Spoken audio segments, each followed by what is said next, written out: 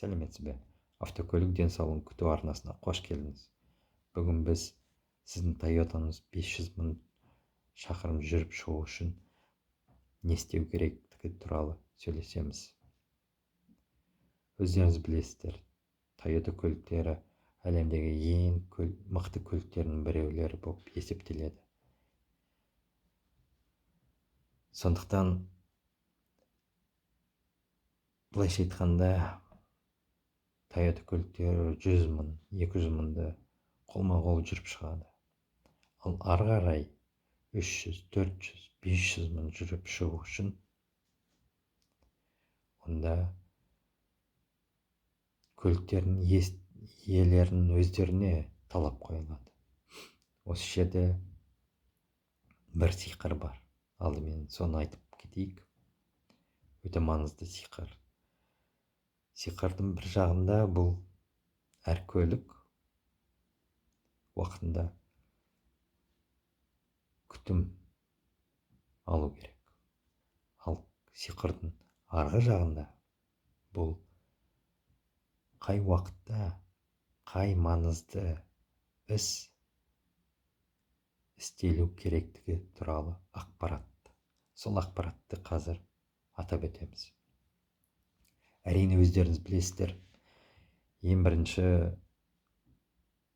үлкен іс көлікті күту барысында бұл мотор майын уақытында ауыстыру.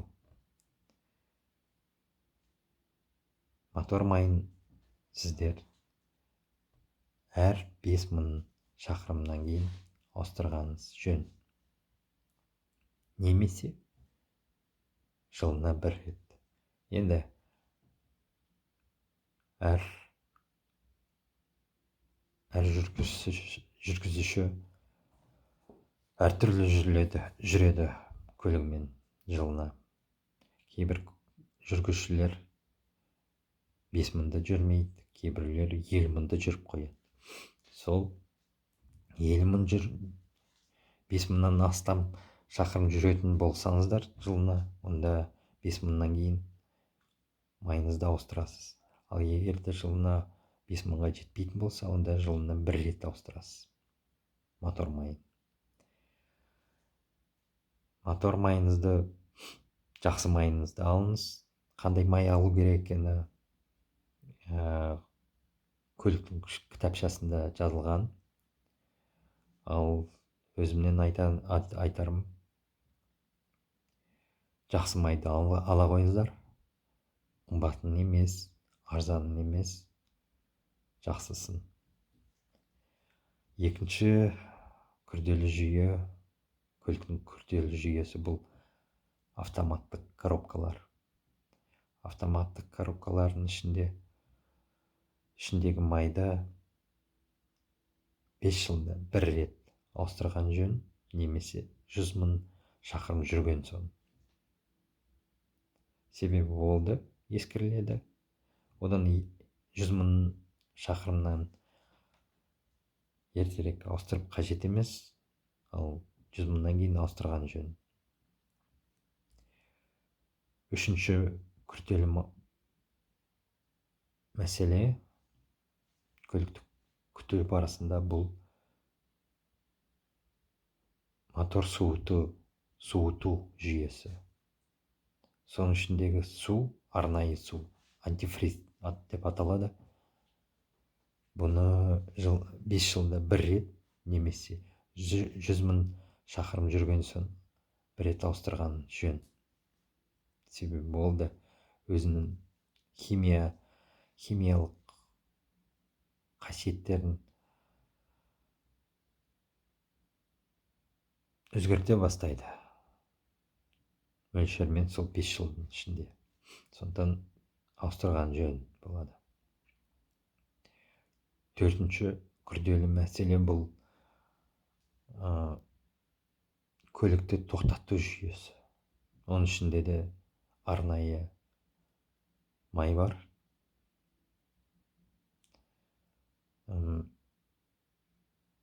Тоқтату суы дейді, оны DOT 4 дейді, әртүрлі ATF 4 дейді. Ол енді қандай сіздің көңіліңізге құйылғаннан кейін әрине кітапшадан қарап шығасыз. Сол тоқтату жүйесіндегі суды 5 жылда бір рет ауыстырған жөн. Шақырымына байланысты емес, бірақ та 5 жылда бір рет ауыстырған жөн. Келесі күрделі мәселе бұл көлікті басқару жүйесі, яғни руль жүйесі.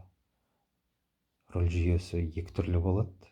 Ескі машиналарда көбінесе бұл гидравлика, жаңа көліктерде бұл электрикалық.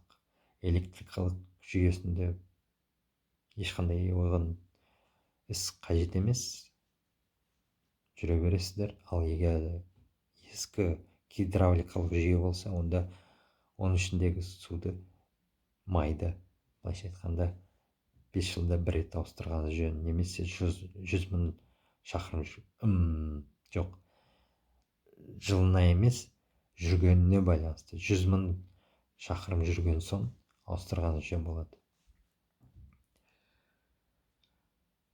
Содан кейін тағы да бір күрделі нәрсе, бұл әртүрлі тағы да қорапшалар бар, дифференциалдар дейді. Оның ішіндегі майлардың 50 мың шақырым жүрген соң ауыстырған жөн. Мотордың ішінде тағы да, былайша айтқанда, шамдар бар. Оларды 10 жылда бір рет немесе 100 мың шақырым жүрген соң ауыстырған жөн. Ал енді тағы да бір кішкентай сиқырды атап өтейік. Аяғында бұл көлігіңізді жылына бір рет дұрыстап мамандырылған қызметкерлерге көрсеткен жөн.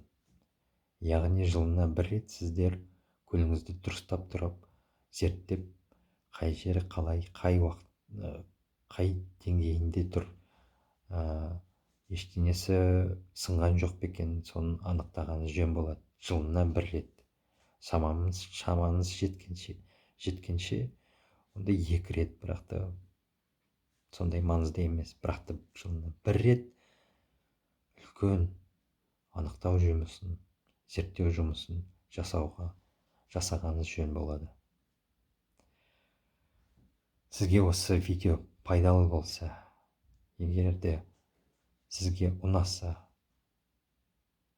каналға жазылыңыз, видеоға лайк қойыңыз, төменге пікір қалдырыңыз. Жаратқан ие сізге риза болсын, және күндеріңіз керемет өтсін.